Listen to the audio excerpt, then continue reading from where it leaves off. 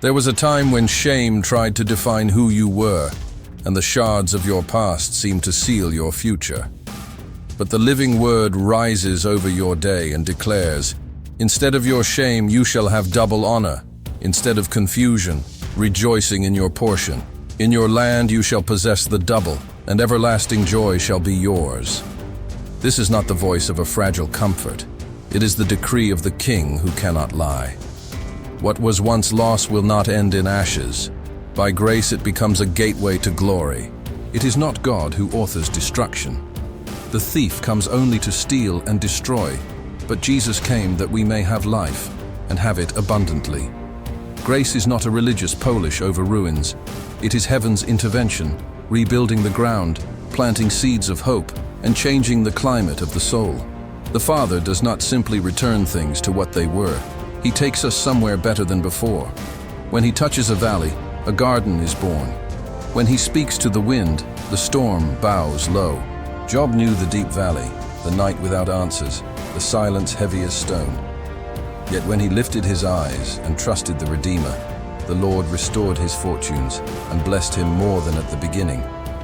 That is the mark woven into the DNA of grace. Not merely restoration, but multiplication. Not just return, but elevation. If that happened under ancient shadows, how much more now, when Christ Himself is our light? Look to the cross and see the exchange that changes everything. The shame that weighed upon us was laid on Him. The honor we never deserved was placed upon us. He was crushed so we could be strengthened, wounded so we could be healed, rejected so we could be accepted. The cross is the ultimate turning point. The resurrection is proof that the Father's tomorrow is greater than man's yesterday. The Lamb declares, "Behold, I make all things new."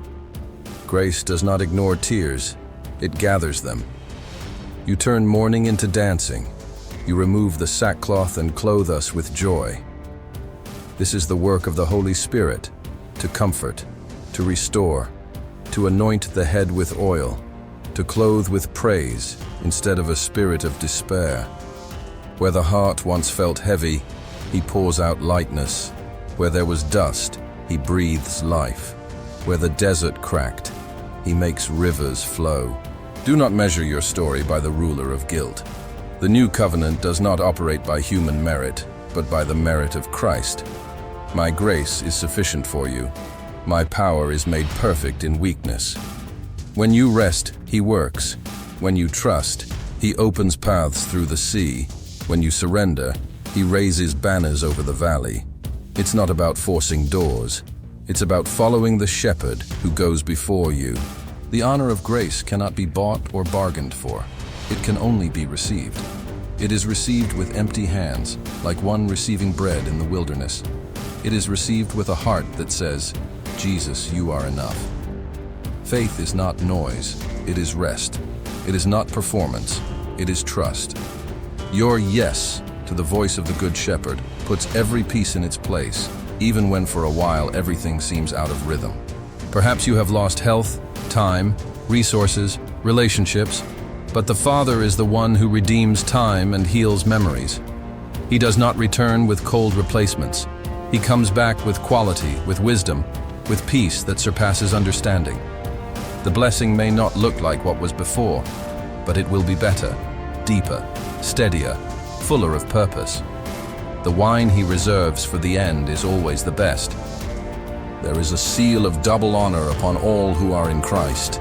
It is not a license for pride, but a call to grateful humility. It is the courage to walk beneath an open sky, knowing you are loved. The favor of God does not erase the process, but it opens doors no effort could ever reach. When He decides to exalt, no one can resist. When He says now, the desert blooms and the seed awakens. Let the word dwell in your mind like light at dawn. Instead of your shame, double honor. Declare it over your home, over your mind, over what you thought was lost. Confusion gives way to rejoicing. The land where you wept becomes inheritance. The joy that once felt distant becomes daily company. The Lord is your shepherd, you shall not want. He restores your soul and leads you in paths of righteousness, not for your strength, but for his name's sake. If thoughts of accusation arise, bring them to the cross. There, the debt was nailed. There, condemnation lost its voice. There are no more bills of guilt in God's court when the blood speaks better things. The righteousness that covers us is not ours, it is Christ's. And when the Father sees the Son in us, he delights. He calls us beloved. He places rings and sandals. He prepares a table in the presence of our enemies. Resurrection repositions your future. What seemed closed is reopened. The chapter that sounded final receives an epilogue of hope. Heaven does not need perfect circumstances to move. It only needs hearts that believe. Faith moves mountains because it rests on the God who made them. And when he decides to move, what was an obstacle becomes testimony. What was a weight becomes a trophy of grace. See the images the Spirit ignites. Ashes giving way to crowns. Mourning silenced by laughter. Waters parting into walls of possibility. Bread multiplying in hands wounded by love. A cross raised as a bridge between ruin and redemption. An empty tomb echoing like a trumpet of new beginnings. These are not hollow metaphors. They are the grammar of the kingdom unfolding in your daily life. Today, let the past fall away like an old cloak. Walk lightly. Make room for God's unexpected. He knows the exact measure of your journey and the perfect timing of every answer. Joy will not be a flicker, but a legacy. Not a guest, but a home. The promise is not fragile. It is eternal. He fulfills what he promises, and he promises what he has already decided to fulfill in Christ. If shame tries to speak again, answer with the voice of the gospel. In Christ, I am made new. In Christ, I receive honor. In Christ, I possess the double. This victory is not a shout of self-help. It is a song of dependence. When the Lord restores the fortunes of Zion, we are like those who dream, our mouths filled with laughter and our tongues with songs of joy. So it shall be with you, surprise of joy, harvest that bends the knees in gratitude. Allow yourself to be led, not pushed. The shepherd does not drive his sheep. He calls them by name. And when he calls, his voice places peace in your chest and direction in your steps. Even if you still walk through valleys, his rod and staff comfort you. And the oil upon your head flows, heals, perfumes. The cup overflows, not only at the end of the journey, but along the way. So receive this invitation of grace.